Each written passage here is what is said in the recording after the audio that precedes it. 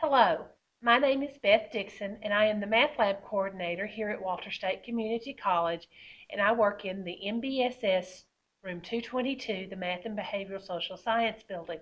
It is my job to help you through your math courses here at Walter State. And today we're going to be looking at some rational expressions and simplifying them.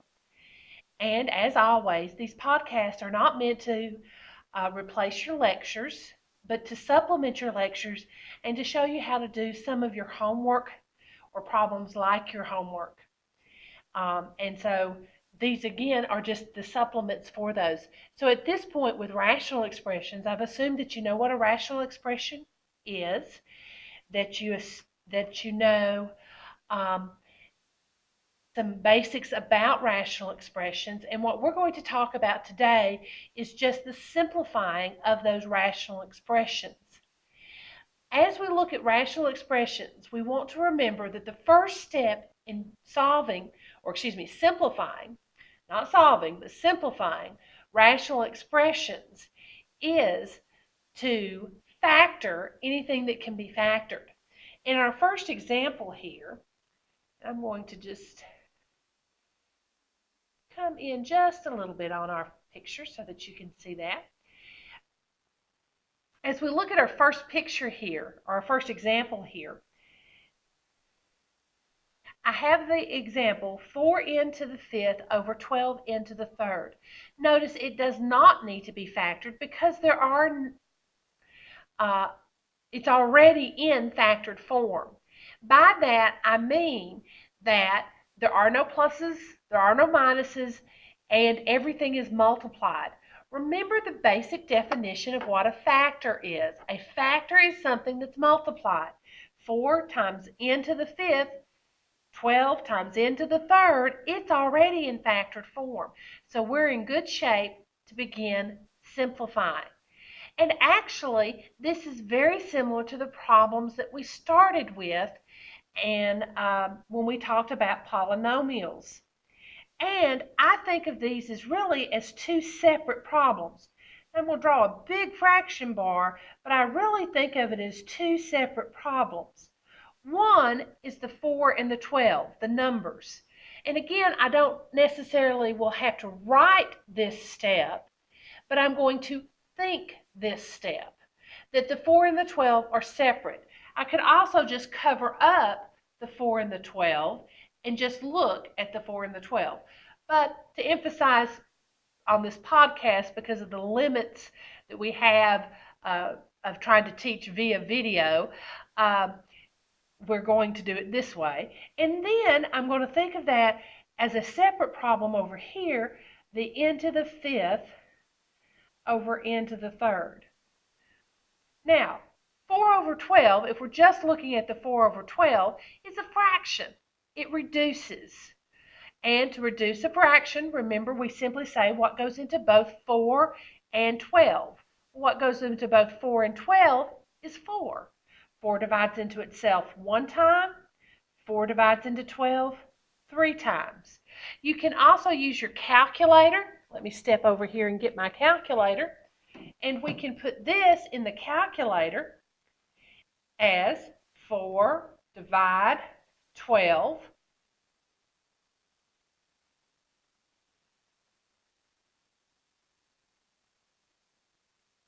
math. I'm going to widen that out just a tad. And I'm having trouble seeing that. I'm hoping that when we get to there we go. We'll turn the lights off, and I think that cuts the glare down. There I hit the math key to get here, and then fraction is selected, so I'm going to go down here and press enter, and enter, and that gives me 1/3. So that also gives me the 1 over 3. Now I'm going to look at the second part of this, which is n to the fifth over n to the third. And we've got to remember what our rules are for dividing with like bases. The bases are the same, they're both n, and if we're dividing with like bases, we subtract the exponents. 5 from 3 is 2. These 3 right here cancel out and leave us n to the second. Now what do I have on top? 1 times n to the second, or just n to the second. What do I have left on bottom? Is just a 3. And we've simplified that expression. Okay, let's look at example number 2. In this one, we've got subtract. So we're going to think again on a factoring. Y minus 3. And since that has no common factors, we're going to bring it over. And I'm going to put parentheses around it. One way that we can kind of remember this is the subtract joins that y and that 3 together, and they cannot be separated. When we simplify, we can only divide out those things that are factors, those things that have been multiplied. This y minus 3 is not been multiplied. Unless it's the whole group. The y's not been multiplied, the 3's not been multiplied, but the y minus 3 as a combination can be thought of that. Another way to put it as a quick reminder, there is no divorce in math. That 3 and that y are joined together with that subtraction, and it does not come apart easily. Now, on the bottom, there is a common factor. Look for the common factor always as you do these. That's generally where students get stumped when they're doing these problems, is they're looking to factor things in the difficult ways of drawing the two parentheses, and they forget to look for what goes into both terms. Well, what goes into 3 and 9 is 3. So that has a common factor of 3, and then they're going to draw a parentheses. 3 goes into 3y and leaves me y. 3 goes into 9 and leaves me 3. Now notice it's a little hard sometimes to factor from here to here.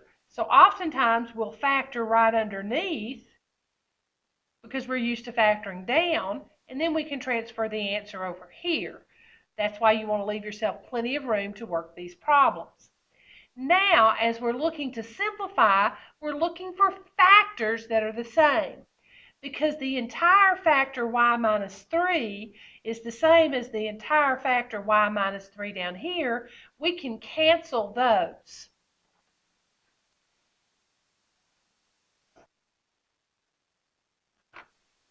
Because what we're doing is whatever number y minus 3 represents, we're dividing the top and bottom by that number. Y minus 3 divided by itself is 1, and 3 times y minus 3, well, 1 again goes into y minus 3 one time. Y minus 3 divided by y minus 3 is 1. On the top, we can't leave nothing, and we can't bring this 3 up to the bottom. This 3 has to stay here on the bottom and remain a 3, and we have to have something left on the top. So this 1 has to come over, and we're left with an answer of 1/3.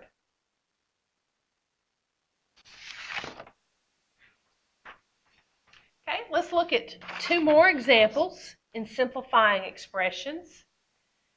Our example 3 again has a common factor, and I'm going to factor right above it. As I look at it, I see that it's got a common factor of a, and what's left then is a out of a squared leaves me a. A divided into 3a leaves me 3. So I have a times a minus 3.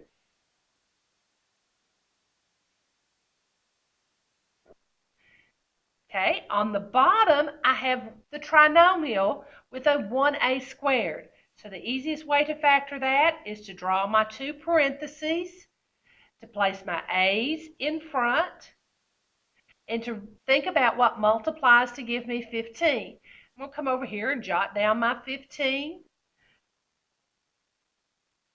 1 and 15. 3 and 5 are my only choices, and remember the rules for your signs for factoring.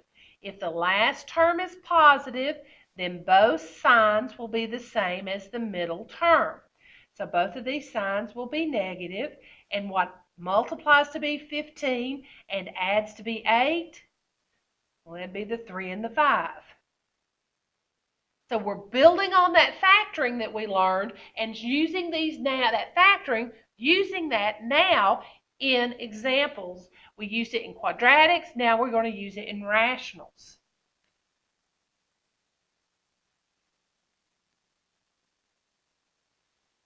Now that we have it in factored form, remember what I said as we started these examples. The first step is to make sure everything is in factored form. First thing I did when I looked at this problem is to start to factor. When you factor, always look for your greatest common factor first. After you find your greatest common factor, the next thing you want to do is to see if it can be factored using your trinomial or your difference of two squares. Those are the things that we're going to put on these examples. We're not trying to trick you. We're not giving you the most complicated factoring. We just want you to understand what a rational is. So when we look at this, we have a minus 3, on the bottom, a minus 3, and a minus 5. And remember again that we can't divide out unless the entire group matches. Remember, we can't separate these out. There is no divorce in math. So a minus 3 will cancel out a minus 3 because those are like terms, like factors. Excuse me, like factors, not like terms, like factors. That leaves me what on top? An A. On the bottom, what does that leave me? A minus 5. Now, personally, I like to keep the a minus 5 in parentheses. It's that clue to my brain, that clue to my eyes, that the a and the 5 can't be separated. I can divide out a minus 5 with another a minus 5, but I cannot divide that a minus 5 out with just this a.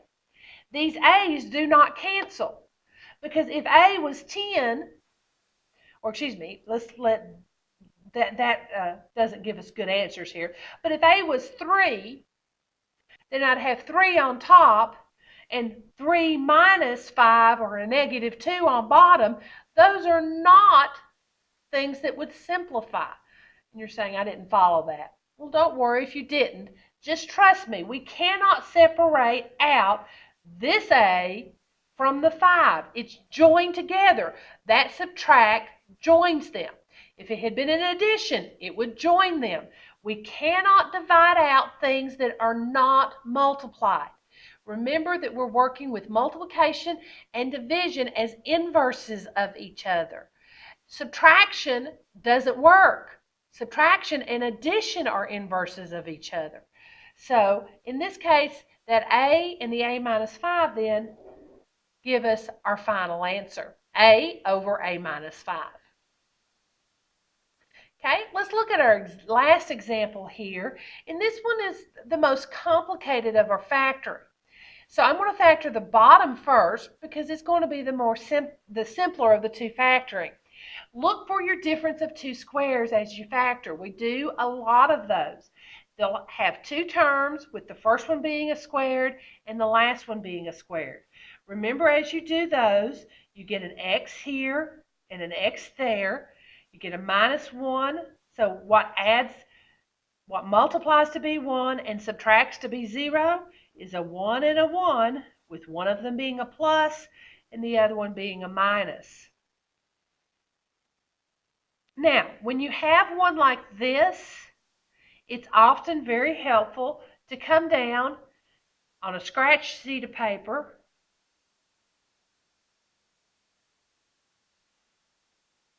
or somewhere else and do just the factoring away from the problem. Now, there are two techniques in which we can factor this. One is by grouping, the other is by trial and error. Now, I'm going to use grouping here to factor this. If you use trial and error, just factor it as you would. You're going to get the same answer I do. You're just going to use trial and error to factor this. But I'm going to use my grouping to factor that, which means I'm going to multiply 2x squared times negative 3 and get negative 6x. And that negative 6x, that means it has to multiply to be a negative 6 and subtract to be 1. So that would be a positive, excuse me, I had the signs wrong. Be 3x and 2x would subtract to give me 1, and I need a positive 3 and a negative 2. And so I'm going to go 2x squared minus 2x plus 3x minus 3. And I'm going to stop right here and double check myself. Negative 2x plus 3x gives me the plus 1, so I'm good there. Now I'm going to group the first two terms. 2x is my common factor. Left is an x minus 1. Bring down the sign in between. Common to the last two factors is a 3, and left is x minus 1. And so then my answer becomes x minus 1, 2x plus 3. And notice how I just come down and factored that.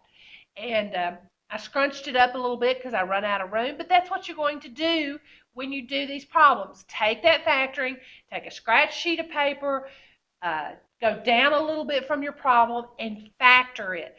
Get it away from the problem that you're working on because you really don't want to look at any of the other numbers. You want to get this factored.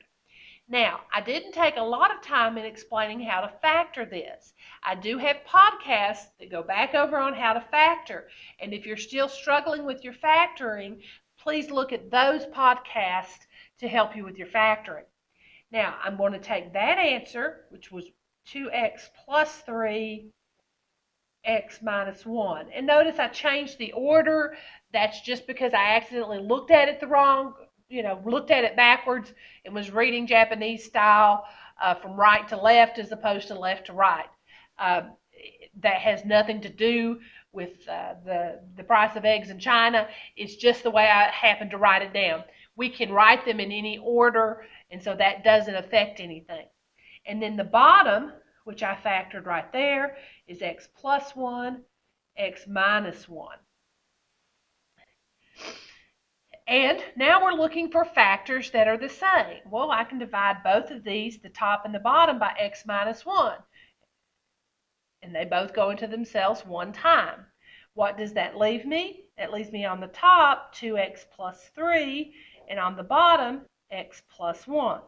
Now, no, the x does not divide into the x because just like before, that's a group and that's a group. So I tend to keep my groups, my factors, in parentheses, so I'm really careful not to cancel them out if the group is not the same. And how do I know it's a group? Because I've kept it in parentheses. I hope this helps. These are just 4 short examples on simplifying expressions. If you need some additional help, please feel free to come and see us in room 222 of the Math and Behavioral Social Science building. Thank you for watching.